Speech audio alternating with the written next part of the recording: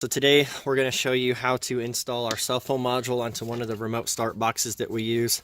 You will notice the shape of this. It's kind of, like an ovalish. This one is installed in a GM, but it does have the blue port for the phone module. So first things first, the contents of the phone module package will include the actual module and a main harness. The main harness is about 24 inches long or so. Go ahead and plug these two together. This is going to leave you with a blue port on one end, and then you'll also notice that you have a couple breakout cables here. They both have a blue port on them. You're going to use the one that's labeled HRN LLRS-01. So the other one you do not use, so you can discard it. So plug in the blue connector from the main module to the blue connector on the breakout cable.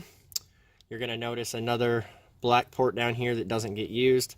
And then on this side over here, you're going to notice a white and a black that are exactly the same, just different wire orientation.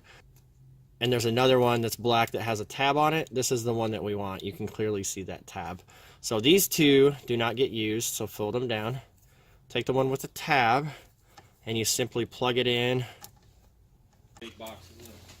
To sync up the phone module to the remote start box, you're going to simply unplug the little 4-pin black connector. You're going to hold the button, you're going to insert the connector, and you're going to release on red and blue.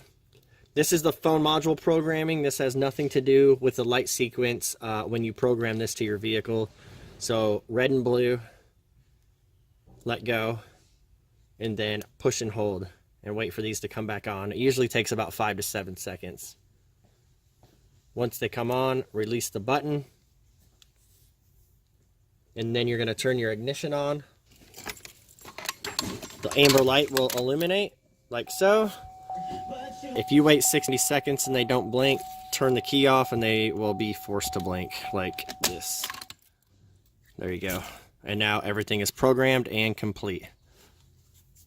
So that's it. Now make sure you set your protocol when you set the app up to Fortin. You will be prompted to set the protocol upon setting the app up initially. So if you do not select the right protocol, you can change it, but you're going to have to watch our troubleshooting video.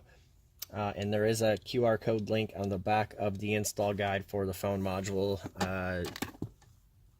And that's it.